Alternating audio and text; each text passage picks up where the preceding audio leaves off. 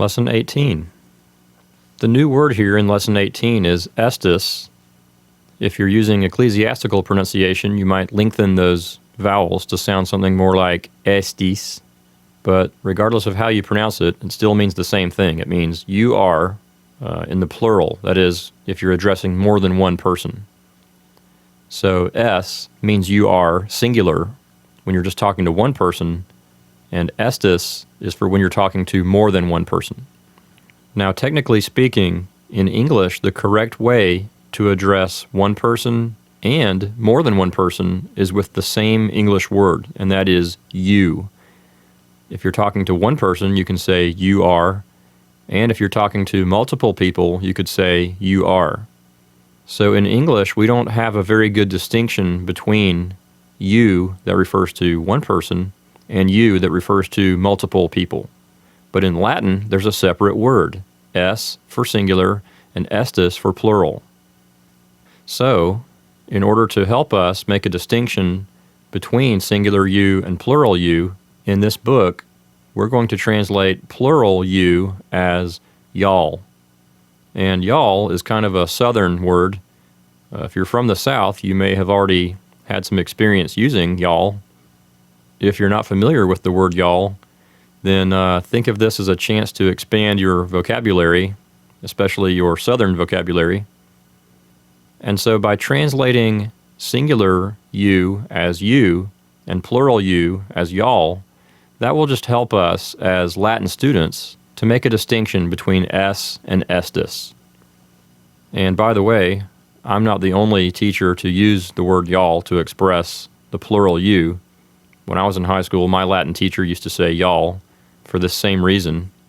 And also I've heard pastors, when they're trying to explain to their congregation that a Greek word in the Greek New Testament is speaking to more than one person, they sometimes will use y'all. Sometimes that gets a few laughs from the congregation, but my point here is that I'm not the only one to do this. And I think it's a pretty good way to help us distinguish between singular and plural.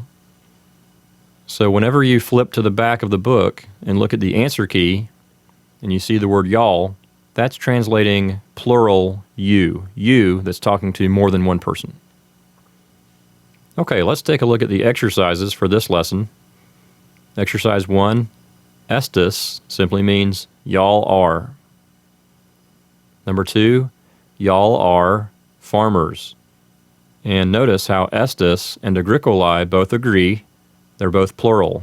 Estis means you are in the plural, and agricolae means farmers in the plural. So estis and agricolae agree with one another, as it should be.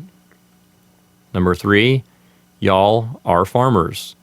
That's the same as number 2, but with a different word order. Number 4, y'all are not poets.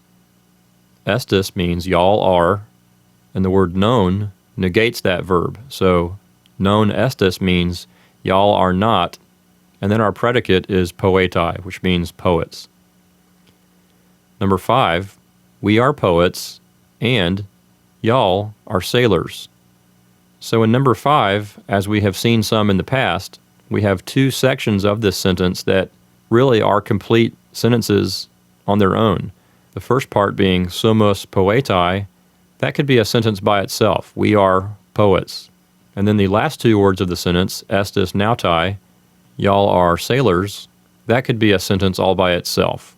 So we have these two independent clauses within our sentence, and they're both joined by the word et, which means and here et is acting as a conjunction, joining these two clauses together into one sentence. We are poets, and y'all are sailors. Number 6, y'all are both sailors and poets. Here we have the word et being used twice to mean both and. Number 7, you are not a poet. Notice how the word es is you when speaking to only one person, so that's singular, and our predicate, poeta, is also singular. So es and poeta agree with one another as it should be. Number 8, the farmer is a poet. Here we see that agricola is the subject, and so we do not need to use the word he that's included in est. Number 9, I am a poet. Here we see the optional word ego being used along with sum to mean I am.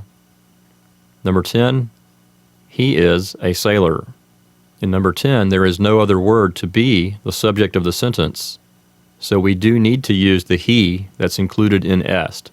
So our subject is he, the verb is, and the predicate is sailor.